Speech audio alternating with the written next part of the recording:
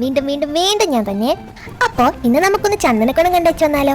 ഞങ്ങൾ ഒത്തിരിയൊന്നും കണ്ടിട്ടില്ല, 1-2 വട്ടമൊക്കെ കണ്ടു. അപ്പൊ ഞങ്ങൾ നെയ്ബറിന്റെ വണ്ടിക്കാണ് പോയത്. അച്ഛനൊന്നും ഇല്ലാത്തതുകൊണ്ട് രാത്രിയിൽ അങ്ങനെ അമ്മ സ്കൂട്ടി ഓടിക്കില്ല. എന്റെ അമ്മ ആദ്യമായിട്ടൊന്നും ഞാൻ ഇത്രയും തിരക്ക് ഒരു പരിപാടിക്ക് കാണാത്ത. അവിടെ ഗാനമേളൊക്കെ ഉണ്ടായിരുന്നു. അപ്പൊ ആദ്യം ഞങ്ങൾ കുറച്ച് പാട്ടൊക്കെ കേട്ടോണ്ട് അവിടെ നിന്നു. പിന്നെ നിന്നും എടുത്തപ്പോൾ ഞങ്ങൾ കാർണിവൽ കാണാൻ വേണ്ടിട്ട് പോയി. എന്തെന്നറിയില്ല, എനിക്ക് ഇങ്ങനെ തൊട്ടിയും വെള്ളമൊക്കെ കാണുമ്പോൾ അതിന്റെ മണ്ടൊക്കെ കയറണം വല്ലാത്ത തൊരയാണ്. ഞാൻ അമ്മയുടെയും കസിന്റെയും കൂടെ തൊട്ടിയിൽ കയറി. എന്താവോ എല്ലാത്തിലും കയറി ശീലമായോണ്ടാന്ന് തോന്നുന്നു, പേടിയൊന്നും ഈ പ്രാവശ്യം വന്നില്ല.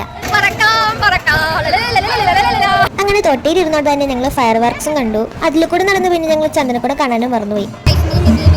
അങ്ങനെ ഞങ്ങൾ കായലിൽ കൂടെ നടക്കുന്ന മീമിനെ കണ്ട് വരുമ്പോഴാണ് എന്റെ ക്യൂട്ട് കരിനെ കണ്ടത്. തിരക്കും ബഹളം കണ്ടൊന്നും ശരിക്കും വർത്താനം പറയാൻ പോലും പറ്റിയില്ല. പിന്നെ എനിക്ക് നെയ്ബർ ഐസ്ക്രീം മേടിച്ചു തരാൻ വന്നു. അങ്ങനെ ഐസ്ക്രീമും കഴിച്ച് ഞങ്ങൾ നേരെ വള്ളത്തിൽ കയറി.